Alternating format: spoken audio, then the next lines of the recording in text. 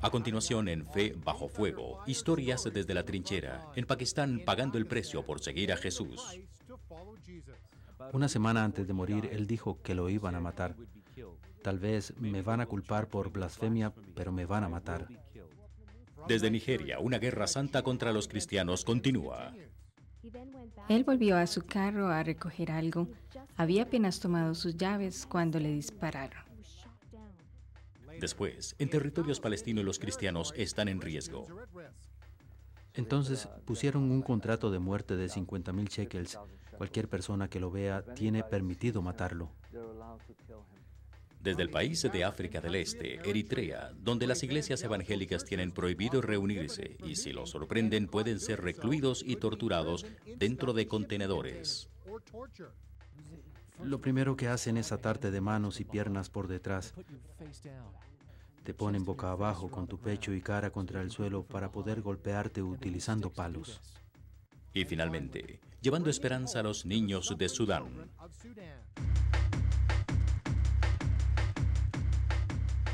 Bienvenidos a Fe bajo fuego, historias desde la trinchera. Soy Craig Musselman. Vamos a viajar a 5 países donde los cristianos pagan un alto precio por seguir a Jesucristo. Vamos a escuchar historias de penurias y sufrimiento, pero también nos veremos alentados por la increíble fe de estos creyentes. Empezaremos en la República Islámica de Pakistán, donde convertir un musulmán a cristiano puede significar prisión o inclusive la muerte.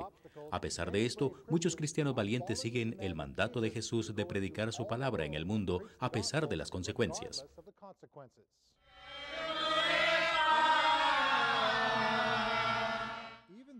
Aunque los cristianos representan apenas el 1.7% de la población pakistaní, que es alrededor de un 96% musulmán, las iglesias cristianas cada vez son más. No es ilegal para los cristianos reunirse en las iglesias, pero una estricta interpretación de la ley islámica considera ilegal evangelizar a los musulmanes. Prisión o muerte puede ser la sentencia. Los musulmanes radicales aplican la justicia por sus propias manos. Es bajo esta nube de opresión que los seguidores de Cristo constantemente deben lidiar. Pero muchos no se intimidan y comparten la palabra con sus vecinos musulmanes. Misioneros han llegado al país para colaborar con el anuncio de la palabra. Hamid creció en un hogar musulmán muy devoto, pero después de leer sobre el profeta Jesús en el Corán, le surgió un interés muy especial. En 1997, un misionero suizo le regaló una Biblia, lo que intensificó su deseo por aprender más sobre Jesús. Hamid también se reunía con otros cristianos en ese tiempo. En septiembre del 2002, a la edad de 20 años, Hamid tomó una decisión muy importante. Se convirtió en una de las primeras, si no en la primera persona de una tradición musulmana en su área, en ser bautizado tras cientos de años. Cuando fui bautizado me sentí muy especial. Tuve sentimientos maravillosos. Mi cuerpo estaba lleno de felicidad. Incluso sentí que no estaba en este mundo. En lo que Hamid conoce, es el único cristiano en un pueblo de 16,000 personas. Mi padre no sabe que me convertí. Cuando se entere, me botará de la casa. Es un estudioso musulmán. Hasta ha viajado a Irán por asuntos religiosos. Mi mayor miedo es por los líderes religiosos, más que por mis familiares o amigos. Aquí los cristianos son vistos como infieles. Entre los musulmanes existe la idea de que si matas a un infiel, recibes una recompensa de Alá. Eso motiva a hacer cualquier cosa en contra de los cristianos. Estoy seguro de que cuando la gente se entere de que soy cristiano, van a atacarme. Inclusive ahora sospechan de mí. Creen que soy un espía de los cristianos entre los musulmanes. Hamid, quien es muy activo en la evangelización entre los musulmanes, dice que está preparado para sufrir y si fuera necesario a dar la vida por Jesús. Sé que voy por el sendero correcto. Jesús murió por mí y dio su vida como sacrificio. Yo daré mi vida por él. No hay un costo en ello. Tampoco es un orgullo. Simplemente así son las cosas.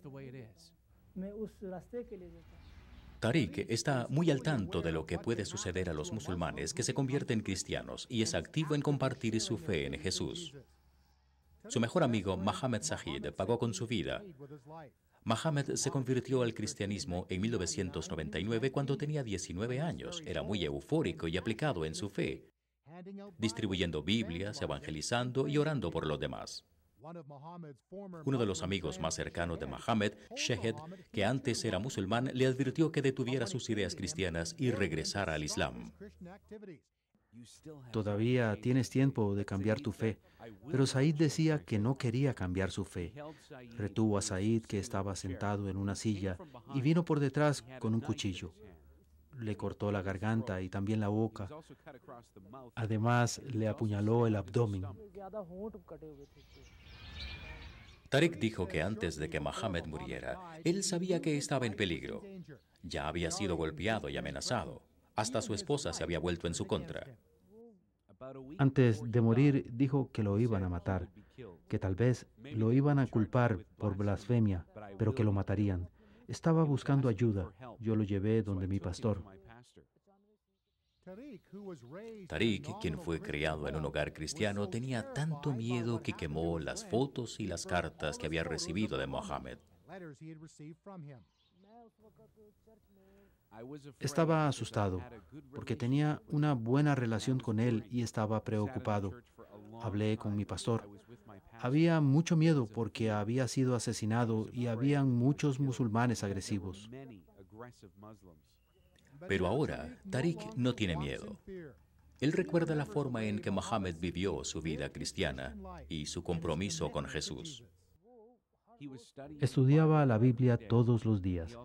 Tenía una en su bolsillo y decía a los musulmanes que su religión no era verdadera, sino que la cristiana lo era. Said era muy valiente. Hizo tanto que yo también debo ser valiente. Su cara está siempre frente a mí. Lo recuerdo todo el tiempo. Ahora nos vamos a la nación africana de Nigeria, donde los musulmanes militantes continúan su guerra santa contra los cristianos. La violencia tiene el papel principal en la parte norte del país. Cientos han sido asesinados y los que quedan atrás mantienen el luto de perder a sus seres queridos. También se enfrentan ante un futuro incierto, pues podrían ser los próximos. El siguiente reporte llega desde la región norte del país, donde la matanza continúa. La vida parece ser muy normal en el pueblo de Rim, ubicado a 30 millas de la ciudad de Jos. Pero no lo es. Esta comunidad ha sido escenario de más violencia y destrucción. Cada familia ha sido alcanzada por la tragedia.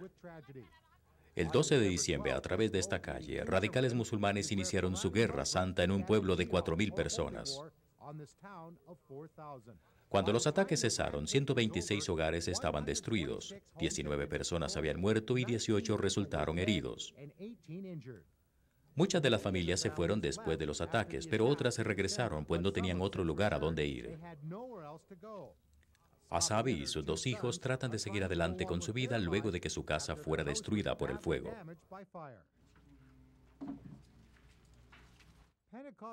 El pastor pentecostal nos muestra el daño de su casa, pero por alguna extraña razón la iglesia ubicada a la par permaneció intacta. Para muchas de estas personas reconstruir su vida será muy difícil. Tep está al lado de la tumba sin marcar de su esposa y su hijo, asesinados por militantes musulmanes en diciembre. Por el bien de lo que queda de su familia, Tep trata de seguir adelante. Garos Manjan también trata de superar su dolor.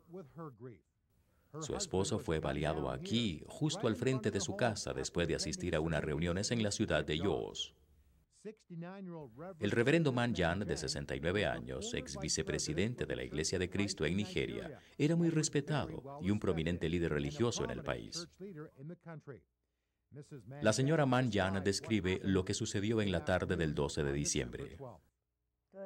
Cuando regresó a casa, preguntó dónde estaban los niños. Le dije que acababan de salir. Regresó al carro a recoger algo que había dejado olvidado.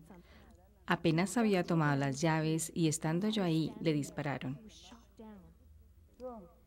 Cuando cayó al suelo, gritó 2 veces. Yo no sabía qué hacer. Le dije, es el fin del mundo. ¿Así es como nos dejas?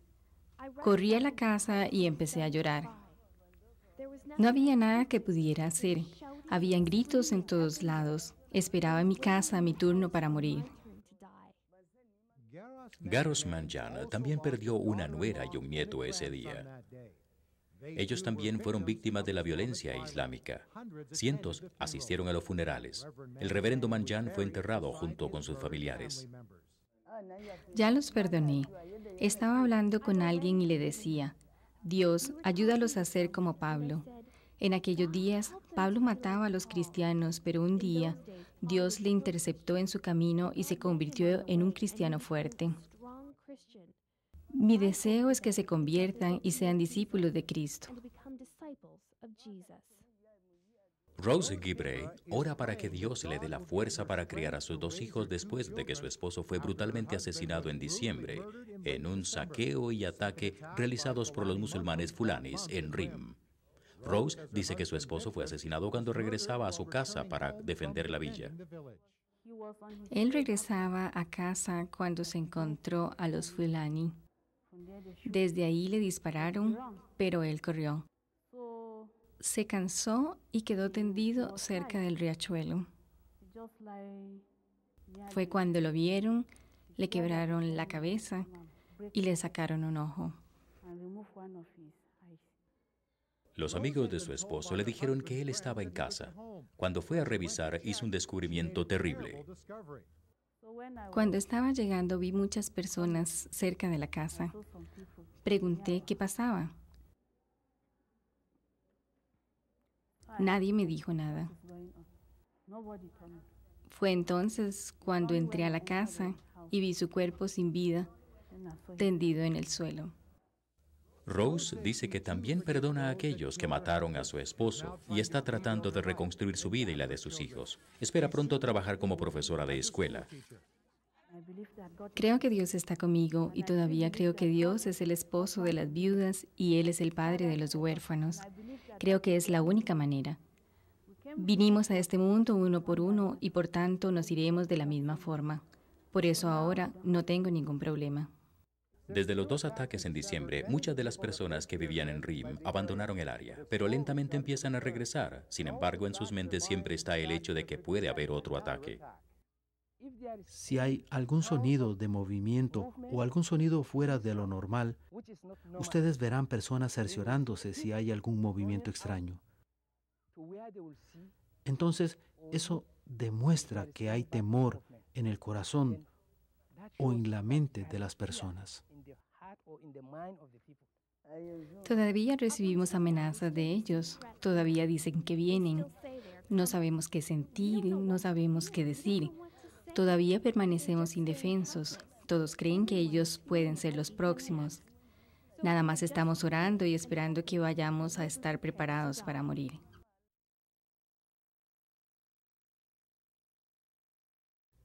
La violencia en el sector norte de Nigeria continúa. Cientos de personas han sido asesinadas y decenas de iglesias han sido destruidas y hay temor de que la violencia aumente. Uno de los lugares más peligrosos en el mundo para cualquier cristiano es una villa palestina en Israel en lo que es referido como el West Bank. Para aquellos que han dejado el Islam para seguir a Jesucristo puede significar la muerte. Este es el costo de la vida de los creyentes palestinos. Desde lejos, esta villa palestina puede verse pacífica, pero para aquellos que han encontrado la salvación en Jesucristo, aquí o en Gaza, la vida es cualquier cosa menos segura. Muchos cristianos conversos son amenazados de muerte por las autoridades palestinas. Algunos terminan sin vida, otros golpeados y aterrorizados. La situación se ha vuelto tan tensa que tan pronto comenzamos la entrevista con Ali, que no es su verdadero nombre, nos pidió que apagáramos la cámara. Aún sabiendo que su identidad estaba protegida y su voz no era audible. Él estaba preocupado de que los oficiales palestinos se dieran cuenta de que habló sobre los abusos cometidos sobre él y a otros. Entre los que se encuentra cuando Ali fue llevado a la estación donde fue golpeado con macanas y donde le pusieron un letrero en la espalda que decía Ali el cristiano. En los últimos 2 años, Ali se ha estado escondiendo, durmiendo afuera o en refugios antibombas como este. David Ortiz, del ministerio Amantes de Sion, que condujo a Ali hacia el Señor, dice que su amigo siempre está en peligro. Él tiene un contrato de muerte. Si regresa al Islam, puede volver a su vida normal.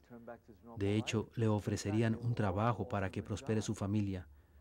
Luego le dieron una fecha límite para que volviera al Islam. Y si no lo hacía, ellos no lo perdonarían. Le pusieron un contrato de vida de 50,000 shekels. Si cualquier persona lo ve, tiene permitido matarlo. Luego de que Ali se convirtió al cristianismo, las autoridades le dieron una golpiza a su madre. Luego ella murió de asma. Su esposa fue interrogada por horas y le dijeron que se divorciara de él.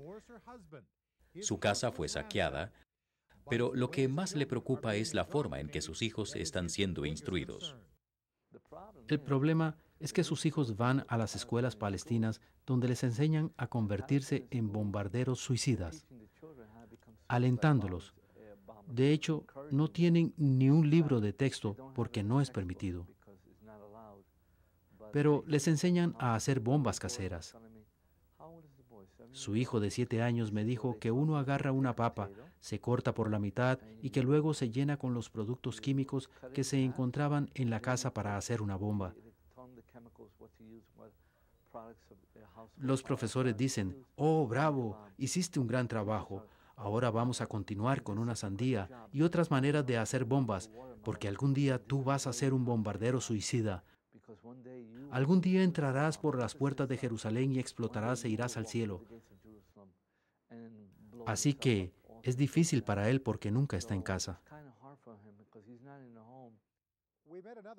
Conocimos a otro cristiano palestino con antecedentes musulmanes aquí en Israel. Lo llamaremos Mustafa. Él no quería aparecer en cámara temiendo por la seguridad de su familia.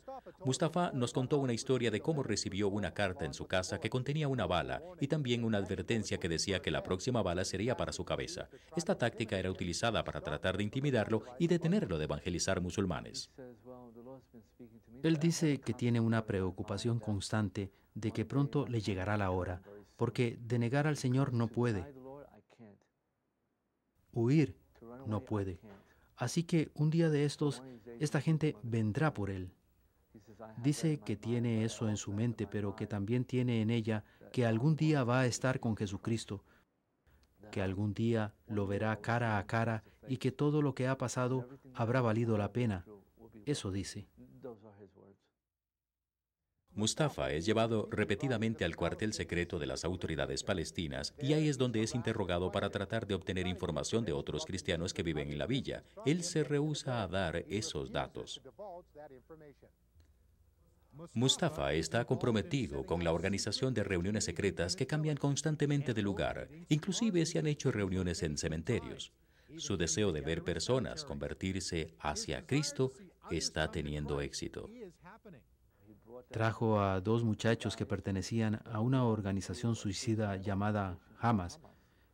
Y eso ha sido un gran ejemplo, gracias a Dios. Justus Weiner es un profesor israelí que ha entrevistado a docenas de musulmanes perseguidos convertidos al cristianismo y a sus familias en los últimos 7 años y siente compasión y preocupación por estos cristianos palestinos. Esto me recuerda a lo que pudo haber sido para un judío en tiempos de persecución o tal vez hasta en tiempos del Holocausto. Y esto me condujo a ver, como ser humano, por lo que estas personas debían estar pasando. Weiner dice que la vida se ha convertido en un infierno viviente para estos cristianos palestinos y está sorprendido por la falta de preocupación y de interés por los cristianos alrededor del mundo.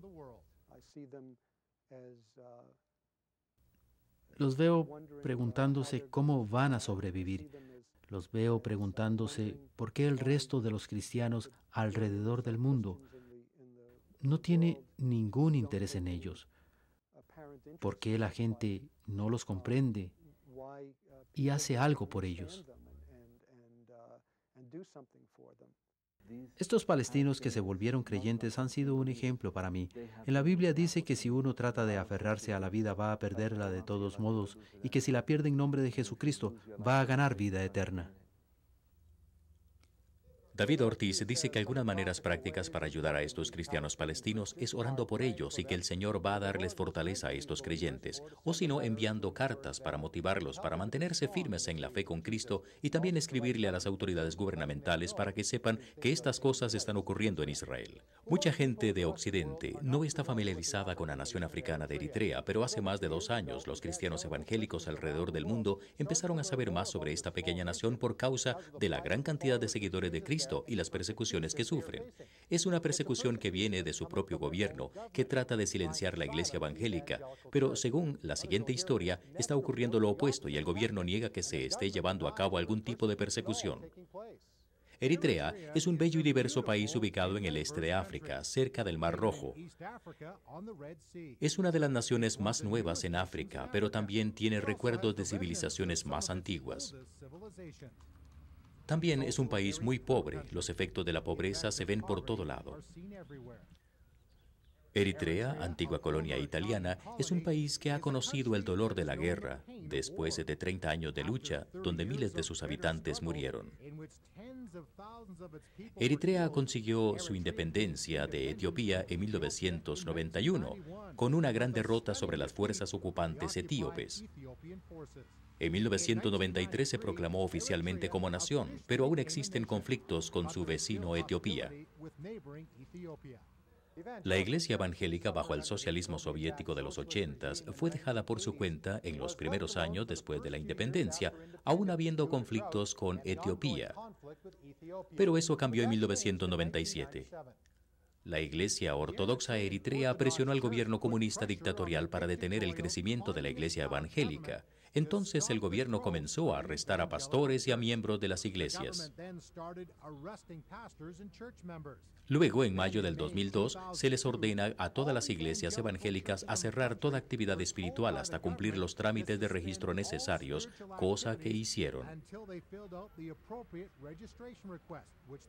Pero en los 2 siguientes años no se han garantizado los derechos de funcionamiento a ninguna de estas iglesias. Es más, algunas iglesias ubicadas fuera de la capital, Asmara, han sido forzadas a cerrar. Los únicos grupos que tienen permitido practicar su religión son los católicos, los ortodoxos, los luteranos y los musulmanes. Los líderes evangélicos creen que la razón de la persecución por parte de las autoridades gubernamentales de Eritrea es la mala percepción que tienen sobre ellos. Las autoridades ven a los evangélicos como una fuerza que divide el país.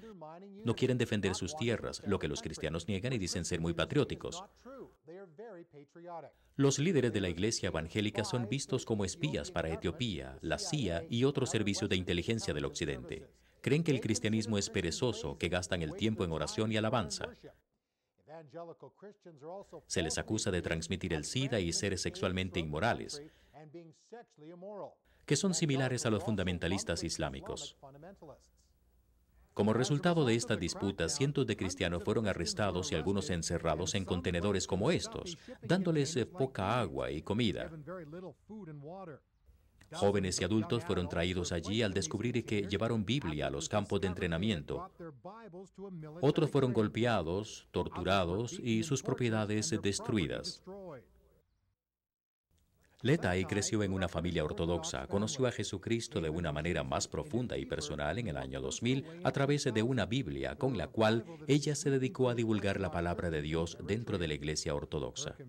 La compasión por sus hermanos cristianos la llevó a prisión, donde fue enfermera, ubicada en la ciudad desértica de Hasib. Cuando vio cómo sufrían los prisioneros por su fe en Cristo, ella y otra enfermera amiga suya se sintieron como en el infierno. Habían hermanos detenidos en Hasif. Así como yo y otra compañera que trabajábamos juntas, tratábamos de ayudar a estos hermanos, tratando de conseguirles ropa y comida. También recogíamos dinero para ellos, pero un día las autoridades atraparon a mi amiga, la interrogaron y finalmente ella habló sobre mí. Por culpa de ese dinero nos atraparon y nos arrestaron. Como resultado de esto, Letai pasó 6 meses en una horrible prisión. La prisión no fue fácil. Era muy difícil porque me interrogaban y ellos usaban muchas malas palabras. Me asusté mucho y además me separaron de todos mis conocidos y me pusieron en un lugar muy pequeño y totalmente apartado de todo. Luego me mandaron a otro cuarto. Esta vez estaba acompañada por otras 5 mujeres y ahí la pasé mejor ya que nos poníamos a orar y nos apoyábamos unas a otras. Había 2 mujeres que estaban allí por otros motivos, así que nosotras las alentábamos a que siguieran a Cristo y al final ellas terminaron predicando y hablando sobre Él. Por consecuencia de todo el tiempo que pasó en prisión, Letai dice que ya no tiene miedo sobre lo que puede pasarle. Cuando fue liberada, le advirtieron que no podría reunirse con otros evangélicos y tampoco hablar sobre la Biblia. Ella continúa sin trabajo actualmente. Sé que tengo que obedecer las autoridades así como lo leo en la Biblia, pero todo tiene un límite, más si esto concierne a mi fe. Debo seguir a Jesucristo y tener comunidad con mis hermanos y hermanas cristianos. Letai sabe que puede tener problemas de nuevo con las autoridades, pero ella está más preocupada por los que permanecen todavía en prisión. Siento que dejé a mis hermanos y hermanas ahí. Es muy duro para mí. Todavía tengo preocupación por ellos.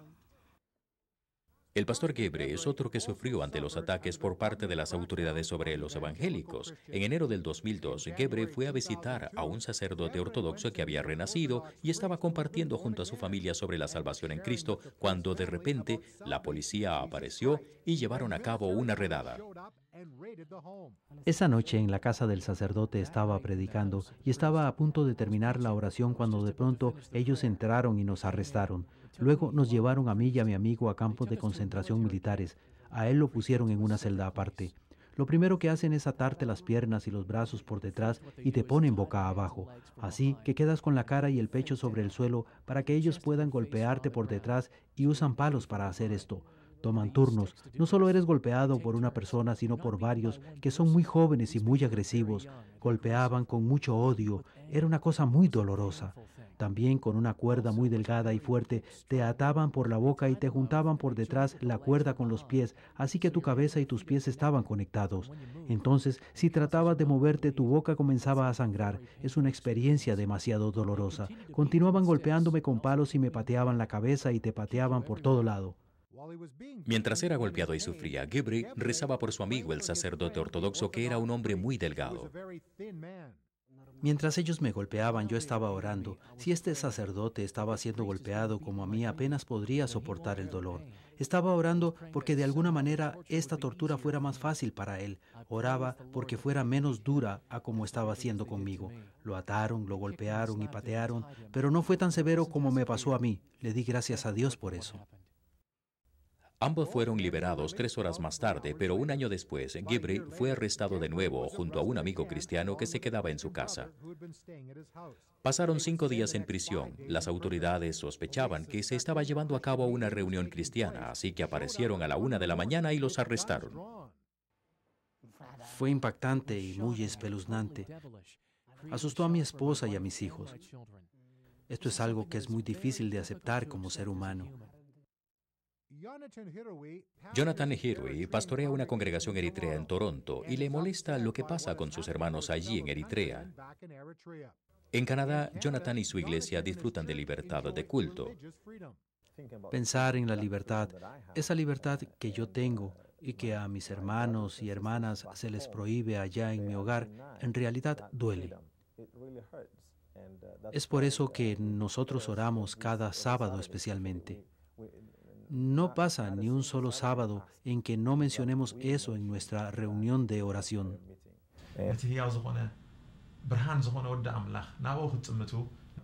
El pastor Jonathan, en sociedad con La Voz de los Mártires y Bible Voice Broadcasting, produce un programa de radio de corto alcance que llega a Eritrea 2 veces por semana y ayuda a alentar a la iglesia perseguida ahí.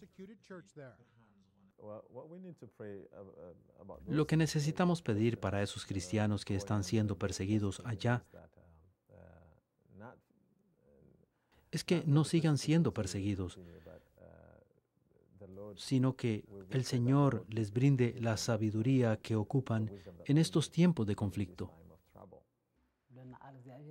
Sufrir por Jesucristo es lo que necesitamos hacer para llegar a la gloria. Así como Él sufrió por nosotros cuando fue crucificado. Hay que seguir sus pasos. Recuerdo todo con alegría. También hablamos con un pastor de Eritrea que nos comentó que la persecución no es dulce, pero que es útil. Otro pastor nos contó de los efectos positivos que la persecución ha tenido en su país, que la fe de muchos creyentes se ha visto fortalecida, que nueva gente se está acercando a Cristo y que ha habido una unión en la iglesia. También que los alegra mucho saber que cristianos alrededor del mundo se preocupan por los cristianos eritreos y están orando por ellos. Desde 1971, la Voz de los Mártires a nivel mundial ha estado trabajando con la iglesia perseguida. Una parte de nuestra misión es alentar y ayudar a todos aquellos cristianos en todas partes del mundo que están siendo perseguidos gracias a la dedicación que muestran al esparcir el llamado de Jesucristo. Esto lo hacemos suministrando Biblias, literatura, programas de radio y otros tipos de ayuda para dar alivio a familias cristianas en estas áreas del mundo. Creamos programas de apoyo ayudando a los creyentes a reconstruir sus vidas y a todos aquellos países cristianos que están sufriendo o sufrieron de opresión anticristiana. Por motivos de seguridad no podemos hablar sobre muchos de estos proyectos emocionantes. También nosotros equipamos a cristianos locales para volver hacia Cristo a aquellos que los persiguen y a instruirlos sobre lo que la Biblia enseña sobre la persecución.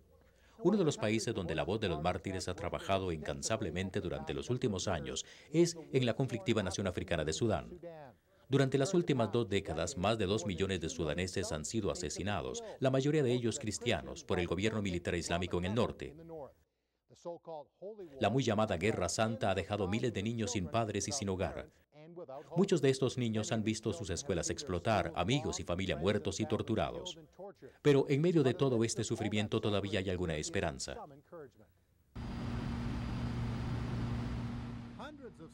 Cientos de paquetes escolares llegaron a este pequeño aeropuerto en una remota parte del sur de Sudán. El equipo de la Voz de los Mártires de Canadá e Inglaterra trajo cientos de los paquetes. En la villa de Dojo, más de 320 niños que viven en extrema pobreza estaban emocionados al escuchar que esos regalos habían sido traídos a ellos por cristianos de otras partes del mundo. Aunque habían vivido mucho sufrimiento, tenían mucha alabanza hacia Cristo.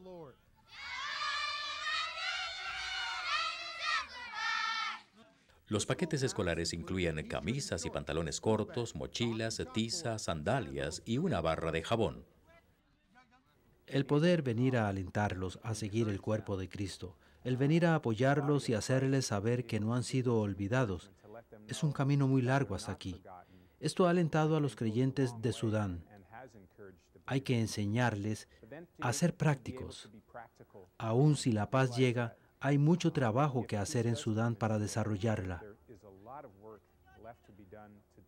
Los paquetes escolares son una forma que los ayuda a seguir ese camino. Es una bendición. No solo los niños ocupan educación, sino también los profesores. Muchos de ellos ni siquiera han tenido oportunidad para terminar el colegio.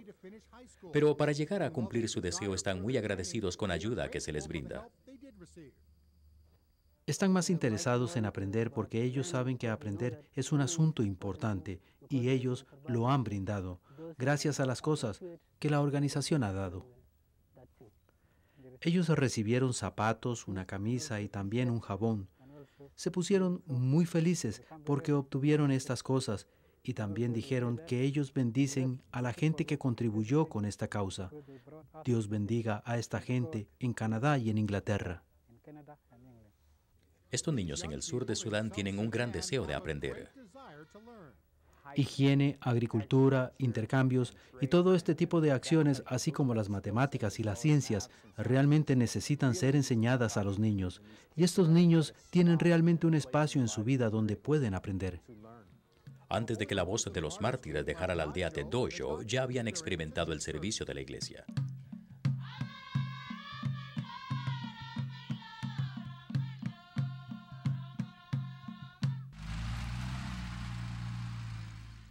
Luego se dirigieron hacia otra remota área del sur de Sudán.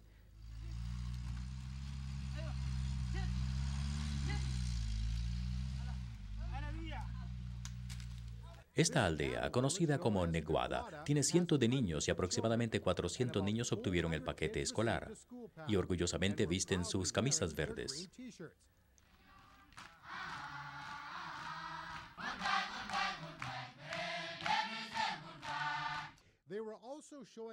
También enseñan las cartas que recibieron de niños desde Canadá, y estos niños en el sur de Sudán querían expresar su gratitud a aquellos que hicieron posible que recibieran esos regalos.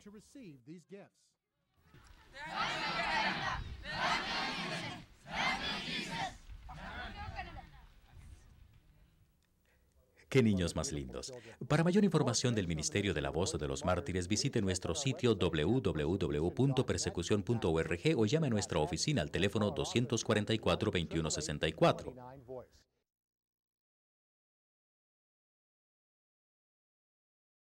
Gracias por observar Fe bajo fuego, historias desde la trinchera. Hasta luego y que Dios los bendiga.